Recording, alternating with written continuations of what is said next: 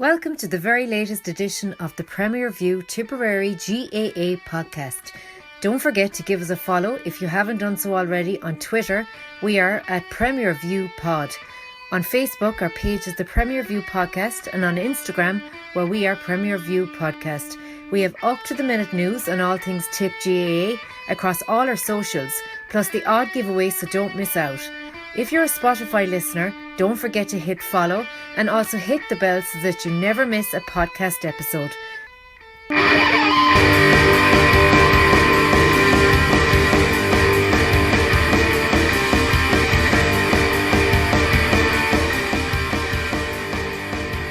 Hello and welcome to the Premier View podcast. Today I'm delighted to be joined by Tipperary senior hurler and marquee forward Jake Morris. Jake, thanks a million for agreeing for the one-on-one interview. It's great to get, I suppose, an insight of a current county player, what it's like being in the setup. And at the moment, I suppose we're supposed to be in the off season, as they're saying, but I suppose the new GAA season, it has no real off season. And just, I suppose, first of all, the questions we'll talk about, I suppose, your club, Nenagh, and what your hopes are for Tip in 2024. But I suppose what's your current, I suppose, routine like? Would there be much contact with the county, or what is off season like for you at the moment? Yeah, Kevin. Yeah, I'm delighted to join you here anyway tonight. Thanks for asking me on. I suppose off season it's a tricky one. You're trying to stay fresh, but you're also trying to stay on top of your fitness and stuff like that. So I suppose I had a nice break. We got knocked out a number of weeks ago, so I've just been trying to kind of keep ticking over as best as I can in the gym. I actually played a small bit of soccer as well there for the last couple of weeks. But I'm raring to go now again. I think it's the 24th. Tomorrow night, actually, we're back officially. So you're back. So like, yeah, did the text messages ever stop really, or did they just, when you go back to the clubs, does Liam Cahill and co just kind of does the communication stop then, or would he be texting I away? know. WhatsApping In fairness, the lads, they leave you back to your own devices. Once you're back with the club, you're with the club, and look, if you ever need anything, or they check in with you every now and then to see how you're getting on, or if you need any support. But in fairness, they let you back to your own devices. Once you're back with your club, you're back with your club management team, and they have a handle on you. So no, you don't have any kind of a link between the two. Once club season is on, in fairness, it's fairly much you're either with the county or with the club. So there's a good structure put in place. Yeah, and you said you were playing soccer there for the last couple of weeks, and I suppose that's one of the good things of the split season. If you like, now you can actually go and do other stuff. So is that something you think you'll do for the next few years, or are you getting knocking a bit of enjoyment out of it? To be honest with you, I'd rather be hurling deep into the championship than playing soccer. But no, look, I only played a couple of games at our Rovers there, just out in Portroe. But look, it was grand to keep the legs taking over. It's nice as well, kind of to do something different. There's not as much pressure, I suppose, involved in playing. Once you switch the code, hurling can be kind of all go, high pressure stuff. But it was nice for a few weeks just to kick a bit of ball out there. They're good lads out in our Rovers, but like I said, I kind of prefer to be hurling into the latter stage of the championship in Tipperary. Absolutely, yeah. And I suppose you're a Nenagh man through and through. I suppose started hurling with Nenagh Euro probably 4 or 5, if you can even remember now. And you had a fair bit of success with the club, North champions this year, of course. And I suppose just kind of get a handle on how important it is, being down at the club for you as the county player. But what kind of role the club plays for you. Yeah, look, the club is like anyone that comes on here will tell you the same thing. The club is where you'll start and that's where you'll finish as well. So, it's always in my head. I'll put it that way to you. Sometimes it can be hard to divide yourself from the club completely, but you can't master the two of them at the same time. So you kind of have to park it when the intercounty comes and put your energy into that and your thoughts. And put the club at the back burner. But once the intercounty's finished, it's all go again, and it's great to be back at the club. I suppose this year, for me, it was great after the disappointment against Galway to come back and play. I think we played North Championship 2 weeks after, so it's a great way of getting it out your system. But like I said, the club is massive to me, and I love giving as much of the help out as I can in the club. but it's where you'll start and it's where you'll finish. And I suppose anyone will tell you it's always probably on the highest of your list to win something with the club. It kind of means that bit more because obviously you're winning with the lads you're growing up and stuff like that. So no, the club is everything really. We're lucky in Nenagh. We've a great club there with some great upcoming hurlers. We've a new pitch on the way next year as well. So it's really it's looking good there in the club at the minute. There's a lot of good work being done all the way up along from the juvenile club up into the board and stuff like that. So I'm really lucky now that I find myself part of Nenagh. Yeah, and so just even there, I see on the Facebook, great kind of social media presence for Nenagh, and they have the lotto up and going. Great work being done on facilities over it. Is really, it's going to be a powerhouse over the next 10 years.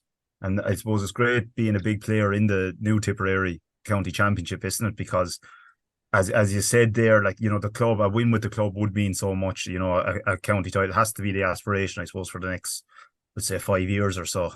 Nenagh will be there. Yeah, since I've been up senior 2017 or 18, it's always the aspiration to get to the county final day and try to get your hands on the Dan Breen. But look, that it doesn't play out like that either because it's so competitive. Like, in fairness, for a couple of years they were thereabouts knocking on the door. We're after kind of bringing through a few young fellas in the last couple of years, winning the North final there the last 2 years, but it's such a hard championship to win, and you can see like Killadangan winning it this year. Like they're a fabulous team, and you look back through the last couple of years, there's been only a puck of a ball in it really. So, like, yeah, there's no point hiding away from it. That's obviously the aspirations, but you really have to get your house in order to even be considered contenders because it's so close, and there's about 8 or 9 teams that could win it on any given year. So it's a really tough championship to win. Absolutely, it's definitely one of the hardest championships to call, in the country. And I think it's great to see as a fan, I suppose, as a bystander. And look, you also played, you talked about Nenagh bringing players up, and generally you're also a veteran, I suppose, of Harty Cup teams and Fitzgibbon with the college. And just to kind of get your reflections on what role that plays. The schools hurling, I think, is very important, fulfilling the winter, but also college hurling as well. You're a veteran of that as well, so just get any thoughts you might have there. Yeah, look, to be honest with you, the Harty Cup and Fitzgibbon Cup are probably two of the best competitions you'll play in. Some really fond memories of playing in the two of them. My mind brings me back to Toomevara a couple of years ago, where Templemore bet us in the Harty Cup semi-final. There was a couple of thousand at it. So Harty Cup, really good competition, and kind of it's where you start seeing lads developing, and from there they get picked for county minor squads. And it's the same with Fitzgibbon Cup. You've seen, like, if you look back through the last couple of years, lads that have been putting their hands up in Fitzgibbon Cup have been getting a run in the leagues with the county team. So a really good platform for lads to put their hand up, but also really good competitions to play in. And the Fitzgibbon Cup obviously has a social side to it as well. It's great to be able to play with, like, I played with Mikey Carey, Mossy Keoghan, Kyle Hayes, lots of lads that you'd be battling out against normally, but it was great to kind of to train with them and play with them and have a bit of crack with them after. So two really good competitions, and two competitions I have fond memories of playing in. Now, ultimately, I didn't get to put my hands on either of them, but again, we were thereabouts. But really fun memories looking back on the two of them competitions. Yeah absolutely. You were in that sweet spot, weren't you, with the minor, the under 18, when it was still there. We got the All Ireland win with Tipp as well. So, like, it's I suppose just touching on that, then you were 2 years a minor and then on under 21 as well, and almost fast tracked into the Tipperary setup. And you're coming in with all these kind of household names and stuff into Tipperary. Did you feel like you were kind of always kind of ready for that, always able, or were you a bit, were you a bit nervous going in there? I know certainly you'd be very nervous. Like, I can remember as clear as day getting the call off Michael Ryan. Like, I was only out with minor from 2017. I actually broke my jaw at the start of 2018 in college. So I was only after recovering from that, and I got the call to go in and join the senior squad on a trial for a couple of weeks. And at the start, I thought it was a piss take, being honest with you.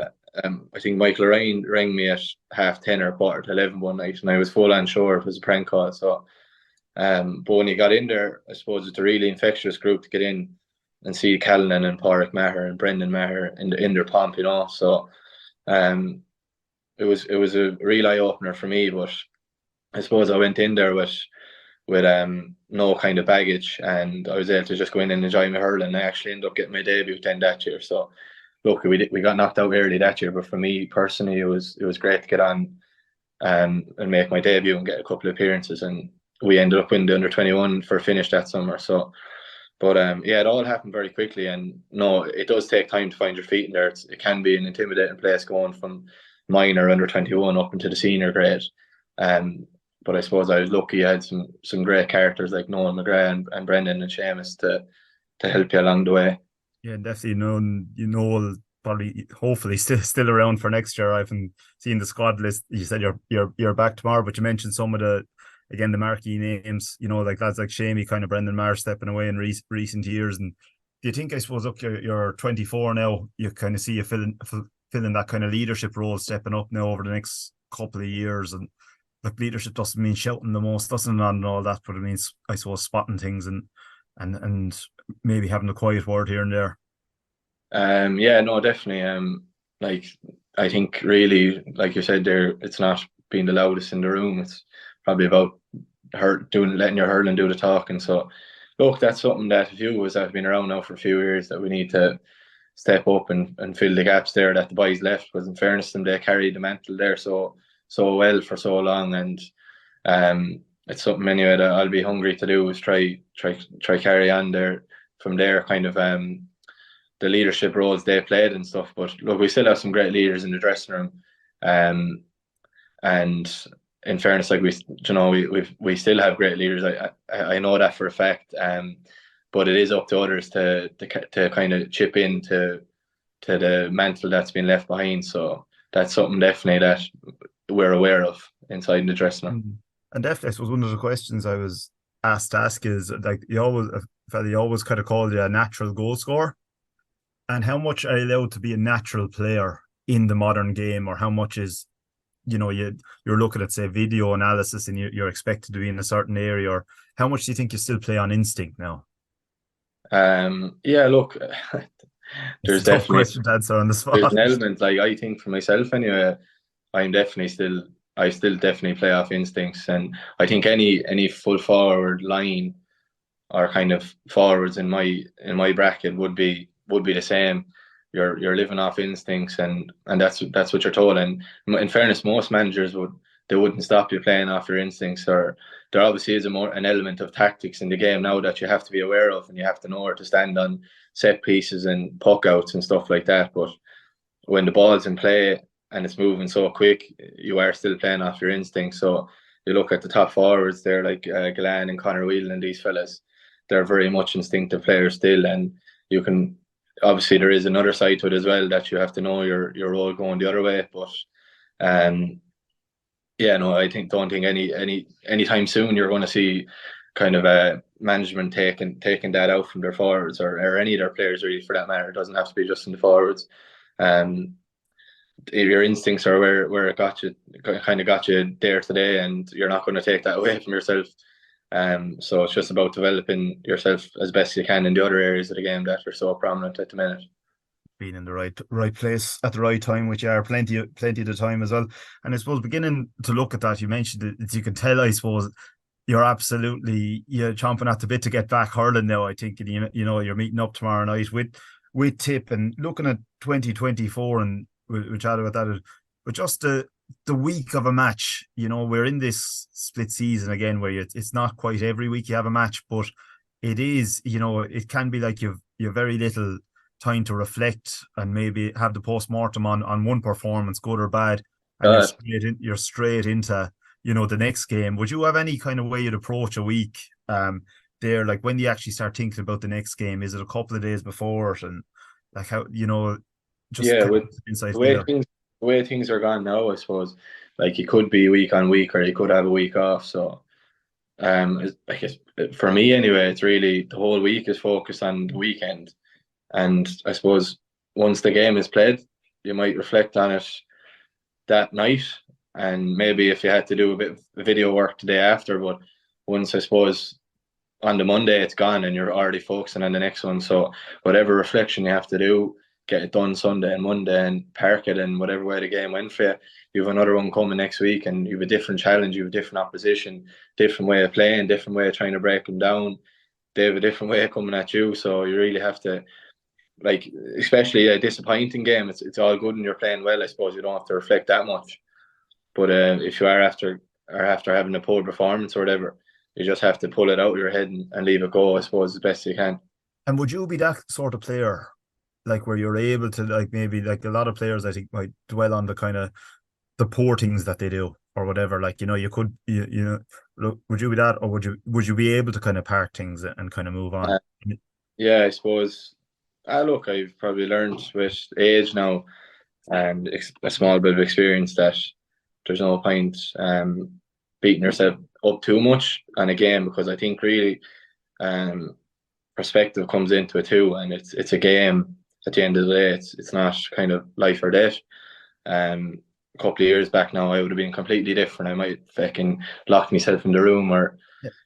I'd be staring at the wall for the night. But I think nowadays I know just to reflect, see how you can get better, and move on from it really as quick as you can. Because if you're thinking about something like that for the week, you're going to affect your mood and your energy coming up to the next one as well. So no, that's easier said than done, by the way, too. Like if you're after missing a shot or missing a chance to win the game or whatever, or made a mistake, it can be quite hard to get yourself up on Monday and go back in and face, do you know what I mean, face people in work or face people in the town again. But at the end of the day, like, it's all part of the sport, like making mistakes. So I think that comes a small bit with experience, that you get to kind of realize that it's going to happen, and you just take Yeah. it in your stride, really.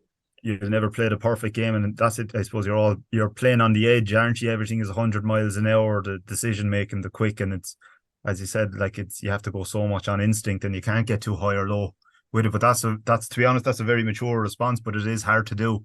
Yeah. It is definitely maybe with the younger players. And the day of a game, then, is it still a case of kind of meeting up the horse and jockey, or if anything's you won't do or you will do on a day of a game, any meal or anything like that? Yeah, look, I do the same things all the time. Try to be as relaxed as I can. We normally meet in, if we're playing in Thurles, we normally meet over in the jockey maybe 3 hours before the match.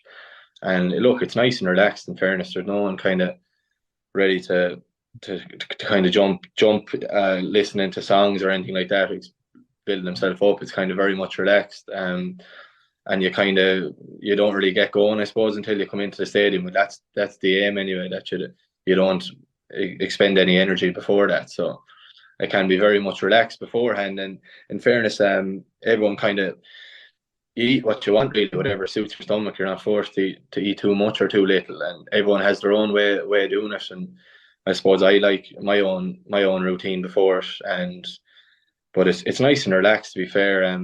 Nothing too mad. Like, I've no superstitions or anything like that, really. But just literally get to the jockey 3 hours before the match and try to be as relaxed as you can up until when you get out on the pitch, and then you're ready to let loose. But try hold off and as much energy and adrenaline as you can until then. That's And important for me, anyway. we see, and I'm not talking about Liam Cowell's kind of half times in particular, but we see over the last couple of years all the kind of the soccer documentaries and stuff, real insights into club workings and all that stuff. Have the GA, like, from the early days, might have been all about, you're not up for this and all that sort of thing, you're not working hard enough kind of thing. Is the intercounty now the halftime team time used a bit differently? Is there like a bit of kind of more tactical based, or is it just like, get your break and look what we're doing well here again? Yeah, like, I'd be lying if I said it hasn't moved on a bit. Like, it has moved on, because you're probably looking at some of your metrics, like in terms of your stats, to see how you're, like, they show you how you're performing. Really, you don't really need to look at the scoreboard. By looking at some of them stats, you kind of have a fair idea of how the game's going. But to be fair, no, there's no one coming in baiting the Hurley off the table or anything like that. I think it's, the games are so intense that you really have to get your breath, like, and there's no one shouting or roaring or barking at you. For you come in nice and relaxed and try gather yourself and take on fluid and get yourself ready to go out again, because it's 35 minutes of such a battle like that. It'd be wrong to go in and waste yourself for another 15 minutes. But there is an element of tactics in there. You're looking at stats and you're getting pointers off different people in there. So there is an element to that. But I think gone are the days now where the manager comes in and he's banging the hurley off the table for 15 minutes. Now he might bang it off for a minute, but maybe not 15 anyway. And would you be comfortable looking at the stats, kind of that element of the game that's coming in? You'd be able to take it a key message. Obviously, the third level degree might kind of help in that regard as well. But that they're kind of being able to absorb the info, what they're telling you, and that comes with experience too. Yeah, no. To be fair, like, I should look every team's going to be the same. They're going to be kind of your metrics are going to be how hard you work and hooks, blocks, tackles. You'll hear it all the time. You might hear something about retention or. There's different things being used. But no, sure, look, if I was told 14 balls were hitting to the full forward line, you're only after winning 2 of them, that would stick with me fairly clear and top of the head. So, yeah, look, in fairness, the inter-county game is gone in that you have to be able to retain information. You have to be able to tune into what you're doing. Otherwise, you'll just get found out and it'll be like a broken link in a chain. So, everyone, in fairness, is fairly kind of aware of the importance of tuning into the tactical side of the game. That's great. I suppose, look, the Munster Championship is, again, as the spectator, is absolutely great for the Tipperary supporter, I suppose, in terms of colour and atmosphere. And Clare, Limerick, Cork, Waterford, all great games. But for a player, again, it's just so competitive. Do you ever wish you were maybe just 1 or 2 years, give us Leinster and let us build up towards something? Maybe the years we didn't get out of Munster. But no, look, to be fair, it's great. Like, they're great matches to be part of. Just every one of them really take on a life of their own, and they're like, there's an argument to say the games probably take a lot out of you, but they're the games you're training for since December. Do you know what I mean? You're putting in hard blocks of training. You're over in the muck over in Dr. Morris in the rain down top here, the snow, for them days down in Park Equive or taking on Limerick and Gaelic Crowns and stuff like that. They're really good days to be playing and really enjoyable days. Obviously it's very difficult to go out and perform kind of in four big games. But I think if you've seen from the kind of the last couple of years, if you can get your nose out of Munster and into a Munster final, it'll really set you up, because you have a lot of good games played, and you'll be really building a squad by the time you get out of Munster, and it'll really stand to you going down the home straight, as long, I suppose, if you can stay injury free and stuff, because the games are fairly fully blooded. So, but look, exactly. To be honest with you, because they're such great games to play in as a player. They're the ones you want to play in, so I wouldn't change it. Exactly, and you said a few key things there. I think, staying injury free as a panel, and I think Tipperary are very much still a developing team. Obviously, Liam Call's first year in the job last year, so I'm sure he would have learned a lot, as will the players, and still bringing up a lot of younger players, some very well known names kind of departing the scene over the last number of years. So, all those things add to a lot of challenges for when you're maybe a younger player, a newer player in the setup. Yeah, definitely. Yeah. Sure. Look, injuries are part of sport. Really, every team has them. I'm not going to say that we've been hampered more than other counties, because we probably haven't. To be fair, we've had our fair share of them, but that is really, like, anyone will tell you, any inter-county player will tell you, the games are just so fully blooded that they're going to expect injuries, and you just have to deal with them. That's why most counties will have 35 or 36 fellas on their squad. So it's just part of it, really. Exactly. And you're back in tomorrow. Who's the player that you like least marking in training? Maybe they're always full blooded going for it. Or no, I didn't say we were back in tomorrow. We're tomorrow officially. Yeah. But I suppose, sure, look, you can't look past Barrett or Rowan and Maher, I suppose. They've been around the block for a while. The two boys, they're tough competitors inside there. Craig Morgan's another one, in fairness, as well, that we me and Craig will be very well used to marking each other now at this stage, but there'll be a couple of tough competitors in there. Absolutely. And just thanks a million, Jake, again for, that's a real good insight, great insight, to be honest, into the life of an inter-county hurler. Just before we finished off, a few quick fire questions. So again, we won't dwell too much on these, but favorite pitch? We'll go club first. Favorite club pitch in Tip? Clockjordan. Clockjordan, North. Us Southern bios rarely get to see it. County. Park Uqueeve. Lovely. Will you get to play there this year? Or is Bruce Springsteen? Oh no, you have him at home. They're home to Cork this year. So favorite takeaway? Any pizza really. It'd be a pizza that. Chance for a good plug there now for some takeaway. Nenagh, hurley making size. I use 33 inch, and the hurleys I use are Star from Kilkenny. You're 33 inch, so just there. That would be a small hurley for your size. Wouldn't it? Yeah, I suppose it would be. Yeah. I can't see myself coming up half an inch even for another while. Maybe I might have to, but at the minute, anyway, I'm happy enough at 33. Favorite holiday spot? New York. Smashing. And last one then, sporting event you'd most like to attend? Let's say outside GA for this one. The Soccer World Cup final. Exactly. Well, I don't think Ireland will be there anytime soon, but you never know. Yeah. Maybe that's soccer. Would that be your main passion outside GA, or that's your main switch off?